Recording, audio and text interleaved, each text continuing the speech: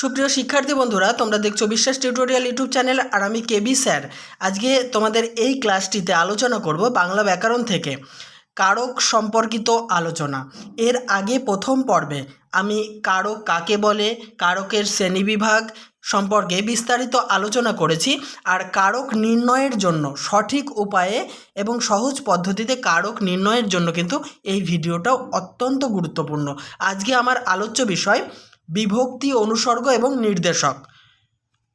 তাহলে চলো দেখে নেওয়া যাক আজকের দ্বিতীয় পর্বের কারক নির্ণয়ের দ্বিতীয় পর্বের এই মূল্যবান ক্লাসটি। ভিডিওর শুরুতেই আমরা জেনে নেব আজকে যেহেতু দ্বিতীয় পর্ব, বিভক্তি বলতে আমরা কি বুঝি। দেখো, বিভক্তি যে বর্ণ বা বর্ণ সমষ্টি শব্দ বা ধাতুর পরে যুক্ত হয়ে শব্দ বা ধাতুকে পদে পরিণত করে এবং কারক ও কাল নির্ণয় করতে সাহায্য করে তাকে বিভক্তি বলে।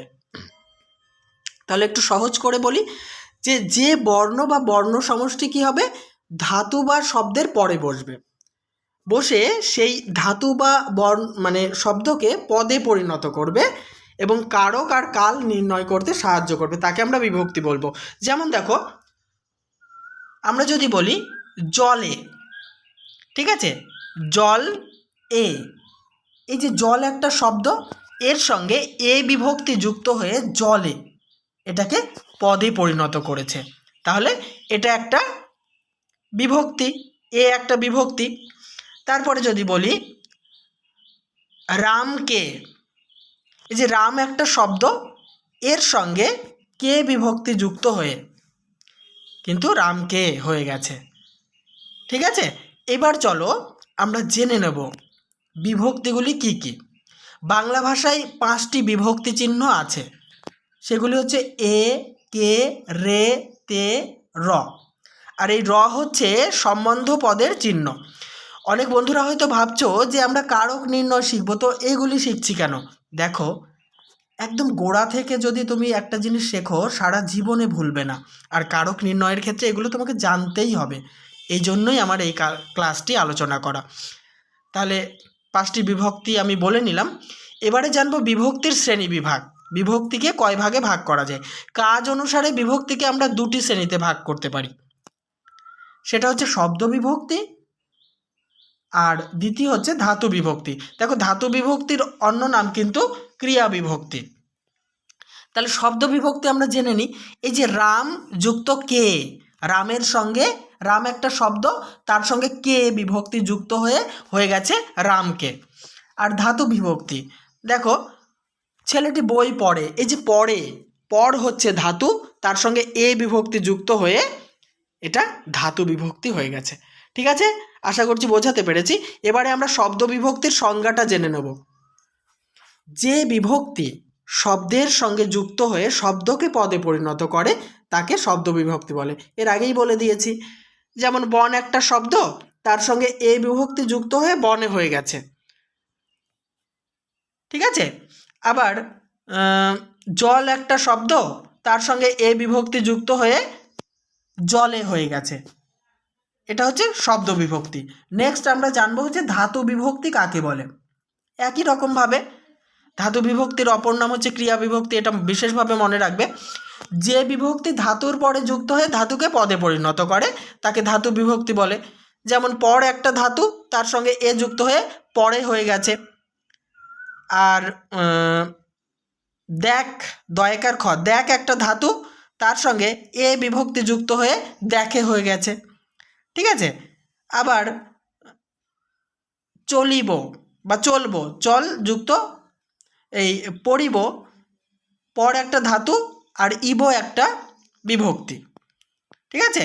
তা আমি ধাতু বিভক্তিটাও আলোচনা করলাম। এবারে আমরা জানবো উৎপত্তি অনুসারে বিভক্তিকে 2টি শ্রেণীতে ভাগ করা যায়। একটা হচ্ছে বিভক্তিজাত বিভক্তি, আর অপরটি হচ্ছে অনুসর্গজাত বিভক্তি। তাহলে প্রথমে আমরা জেনে নিই বিভক্তিজাত বিভক্তি কাকে বলবো। যে বিভক্তি প্রাচীন ভারতীয় আর্য ভাষা থেকে সরাসরি বাংলায় এসেছে তাকে বিভক্তিজাত বিভক্তি বলে। যেমন এ বিভক্তিটা প্রাচীন ভারতীয় আর্য ভাষা থেকে সরাসরি বাংলা শব্দভাণ্ডারে প্রবেশ করেছে। এটা হচ্ছে বিভক্তিজাত বিভক্তির উদাহরণ। নেক্সট ভাগটি হচ্ছে অনুসর্গজাত বিভক্তি। বলছে শব্দভাণ্ডারের অনুসর্গের ধ্বংসাবশেষ থেকে যে বিভক্তির জন্ম হয়েছে তাকে অনুসর্গজাত বিভক্তি বলে। তাহলে কি, যে শব্দভাণ্ডার আছে সেই শব্দভাণ্ডারের অনুসর্গের একেবারে ধ্বংসাবশেষ থেকে, মানে শেষ ধ্বংস থেকে যে বিভক্তির জন্ম হয়েছে তাকে অনুসর্গজাত বিভক্তি বলে। জাত মানে হচ্ছে উৎপন্ন।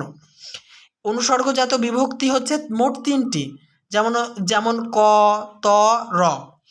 অত্যন্ত গুরুত্বপূর্ণ একটি বিষয় সম্পর্কে আমরা এখন জানবো, তির্যক বিভক্তি, যেটা মাধ্যমিকের প্রত্যেকটা টেস্ট পেপারের পেজে পেজে তোমরা পেয়ে যাবে। তির্যক বিভক্তি কাকে বলবো?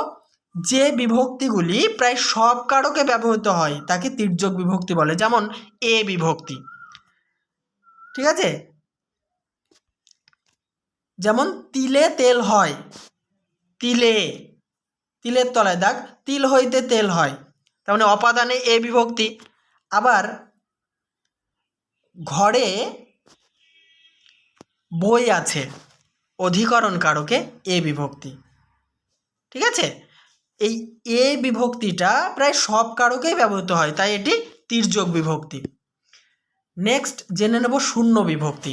দেখো, শূন্য বিভক্তি বা অবিভক্তির কোনো কিন্তু চিহ্ন নেই। এটা অনেক বিতর্কিত একটা বিষয়, কিন্তু আমাদের ব্যাকরণে শূন্য বিভক্তির স্বীকৃতি আছে, মানে শূন্য বিভক্তিকে ধরা হয়, যদিও এর কোনো চিহ্ন নেই। এবারে আমরা শূন্য বিভক্তি কাকে বলে জেনে নেব। যে শব্দ বিভক্তি চিহ্ন, যে শব্দ বিভক্তি চিহ্ন শব্দের সঙ্গে যুক্ত হয়ে শব্দটিকে পদে পরিণত করে কিন্তু নিজে অপ্রকাশিত থাকে। কিংবা তোমরা বলতে পারো যে বিভক্তি, এই যে শব্দ বিভক্তিটা বলার দরকার নেই বা বললেও ক্ষতি নেই, যে বিভক্তি শব্দের সঙ্গে যুক্ত হয়ে শব্দটিকে পদে পরিণত করে কিন্তু নিজে অপ্রকাশিত থাকে তাকে শূন্য বিভক্তি বলে। দেখো, এইটুকু আমি বলে দিয়েছি। যেমন রাম 10ম শ্রেণীতে পড়ে, রাম, ম, দেখো রা ম, অবিভক্তির অস্তিত্ব নেই, এটা শূন্য বিভক্তি। হ্যাঁ, তারপর দেখো কাজ করতে ভালো লাগে না, কাজ, কাজের তলায় দাগ, কাজ, ঠিক আছে? এটা হচ্ছে শূন্য বিভক্তি। শূন্য বিভক্তির দুটি বৈশিষ্ট্য জেনে নেব আমরা। এগুলি কিন্তু মাধ্যমিক পরীক্ষায় অত্যন্ত আসে। শূন্য বিভক্তি সবসময় নিজে অপ্রকাশিত থাকে, মানে নিজের রূপটি প্রকাশ পায় না। নেক্সট বৈশিষ্ট্য, শূন্য বিভক্তি যুক্ত হলেও মূল শব্দের কোনো পরিবর্তন হয় না। যেমন রাম বই পড়ে, রামের তলায় দাগ, রাম, এই যে রাম শব্দটা, এই শব্দের কিন্তু কোনো পরিবর্তন হচ্ছে না। এবারে জানবো বিভক্তির দুটি বৈশিষ্ট্য। এতক্ষণ বিভক্তির শ্রেণীবিভাগ, সংজ্ঞা এগুলি জানলাম। এবার বিভক্তির দুটি বৈশিষ্ট্য কি? দিতেই পারে, কিংবা চাকরি প্রার্থী যারা বন্ধুরা আছো, শুধু যে কারক নির্ণয় করতেই দেবে কোন কারক এটি, মোটেও নয়। দিতেই পারে যে এটা কোন বিভক্তি, বা একটা লাইন তুলে দিয়ে বলল এটা কিসের বৈশিষ্ট্য। বিভক্তির বৈশিষ্ট্য হচ্ছে, প্রথম বৈশিষ্ট্য, বিভক্তির নিজস্ব কোনো অর্থ নেই। 2 নম্বর বৈশিষ্ট্য, বিভক্তি শব্দকে পদে পরিণত করে। এবারে চলে আসবো আমরা অনুসর্গ। প্রথমেই অনুসর্গের সংজ্ঞা জানব। যে সমস্ত অব্যয়, দেখো অব্যয় কি, এই সমস্ত বিষয় নিয়ে কিন্তু আমি প্রথম পর্বে আলোচনা করে দিয়েছি। যে সমস্ত অব্যয় মানে পদগুলি, অব্যয় পদগুলি বিশেষ্য বা সর্বনাম পদের পরে বসে বিভক্তির মতো কাজ করে এবং কারক সম্পর্ক নির্ণয় করে, সেই অব্যয়গুলিকে অনুসর্গ বলা হয়। তাহলে কিছু কিছু অব্যয় পদ আছে, সেগুলি বিশেষ্য বা সর্বনাম পদের পরে বসে মনে হবে যে বিভক্তি এবং কারকের মধ্যে যে সম্পর্ক সেটা নির্ণয় করবে, তাকে মানে সেই অব্যয়গুলিকে বলা হবে অনুসর্গ। বিভক্তিগুলি সম্পর্কে তোমরা মানে অনুসর্গগুলি সম্পর্কে জেনে নাও। এই যে এটা একটু ভুল হয়েছে, বিভক্তিগুলি হলো লিখেছি আমি, ওটা অনুসর্গগুলি হবে। অনুসর্গগুলি হলো হইতে থেকে চেয়ে জন্য নিমিত্ত উদ্দেশ্য হতে দ্বারা দিয়ে কর্তৃক উপরে মধ্যে নিচে এগুলো সবই হচ্ছে অনুসর্গ। ঠিক আছে, আরও অনেক অনুসর্গ রয়েছে, এগুলো জাস্ট আমি কয়েকটা উদাহরণ দিয়েছি। কয়েকটি অনুসর্গের উদাহরণ তোমাদের আমি এখন উপস্থাপন করব। বাড়ির মধ্যে অনেক লোক এসেছে, এই যে বাড়ির মধ্যে, দেখো আমার টাইপিংয়ের সময় নিচে দাগ দেওয়ার প্রবলেম হয়, ওই জন্য আমি ব্র্যাকেট দিয়েছি। পরীক্ষায় কিন্তু তোমাদের ব্র্যাকেট দিয়ে আসবে না। বাড়ির মধ্যে, এই সম্পূর্ণ শব্দ দুটির তলায় দাগ, বাড়ির মধ্যে অনেক লোক এসেছে, এটি অধিকরণ কারকে মধ্যে অনুসর্গ। ঠিক আছে, কোথায় অনেক লোক এসেছে? বাড়ির মধ্যে, তাহলে মধ্যেটা হচ্ছে অনুসর্গ আর এই কারক হচ্ছে অধিকরণ কারক। নেক্সট উদাহরণ চলে আসি, গাছ থেকে পাতা পড়ে, গাছ থেকে এই দুটো শব্দের তলায় দাগ, তাহলে হইতে থেকে চেয়ে হচ্ছে অপাদান কারক, গাছ থেকে এটা অপাদান কারকে থেকে অনুসর্গ। সুজয়ের চেয়ে বিজয় বড়, আগেই বললাম হইতে থেকে চেয়ে অপাদান কারক, চেয়ে অপাদান কারকে চেয়ে অনুসর্গ। রমেন কর্তৃক বিজয় আহত হলো, দ্বারা দিয়া কর্তৃক এটা হচ্ছে করণ কারক, করণ কারকে কর্তৃক অনুসর্গ। আশা করছি তোমরা বুঝতে পারছো। এখন আমরা জানব অনুসর্গের দুটি নাম, অত্যন্ত গুরুত্বপূর্ণ, মাধ্যমিকের পরীক্ষায় খুব আসে। অনুসর্গের আরও দুটি নাম হচ্ছে পরসর্গ এবং কর্মপ্রবচনীয়। নেক্সট আমরা জানব নির্দেশক কাকে বলে। পদে অবস্থিত যেসব চিহ্ন একবচন বা বহুবচনকে স্পষ্ট করে তাকে নির্দেশক বলে। তাহলে কি, একটা পদ থাকবে, সেখানে একবচন বা মানে যে চিহ্ন থাকবে সেটা একবচন না বহুবচন সেটা তোমরা দেখলেই বুঝতে পারবে, সেটাই হচ্ছে নির্দেশক। নির্দেশকগুলি কি? টি, টা, খানা, খানি, গুলো, গুলি, রা, এরা, দের, গণ, বৃন্দ, সব, সমূহ ইত্যাদি, এগুলি হচ্ছে নির্দেশক, মানে যেটা দিয়ে নির্দেশ করা হচ্ছে। উদাহরণ দিলে তোমাদের কাছে পরিষ্কার হয়ে যাবে। যেমন গাছটি বড়, গাছটি মানে কি? একটি গাছ, মানে এক বচন, তাহলে গাছের সঙ্গে টি যুক্ত হয়েছে, এই টি নির্দেশক যুক্ত হয়ে এক বচন বোঝাচ্ছে। পরেরটি একই উদাহরণ থেকে বুঝে নেব, গাছগুলি বড়।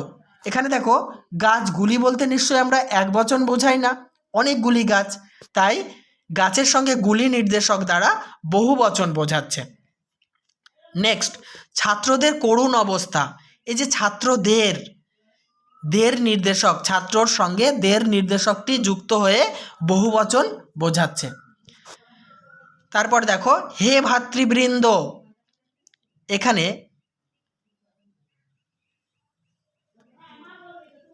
সরি এটা আমার মিস্টেক হয়েছে, এখানে বৃন্দ বয়রি দন্ত নয় দয়, বৃন্দ নির্দেশক যুক্ত হয়েছে এবং বহু বচনে পরিণত হয়েছে। ভাতৃবৃন্দ মানে ভাই, ভাইয়েরা। ঠিক আছে, তাহলে আমি নির্দেশকের ধারণাটাও আশা করছি তোমাদের মধ্যে দিতে পেরেছি। নেক্সট, এখানে আমার দ্বিতীয় পর্বের আলোচনা আমি সমাপ্ত করলাম। নেক্সট আমি কারকের বিভিন্ন শ্রেণীবিভাগ থেকে কোন কারক কত সহজে কিভাবে দেখলেই তোমরা চিনে যাবে, 6টা ভাগ সম্পর্কে আলাদা আলাদা ভিডিও খুব তাড়াতাড়ি তোমাদের কাছে পৌঁছে দেবো, যাতে তোমরা সহজেই দেখলেই কারক নির্ণয়টি বুঝে যেতে পারো। নেক্সট ভিডিওর জন্য অবশ্যই আমার চ্যানেলটিকে সাবস্ক্রাইব করে রাখো আর সবসময় চ্যানেলের নোটিফিকেশানটি, আমার ভিডিওর নোটিফিকেশান ফলো রেখো।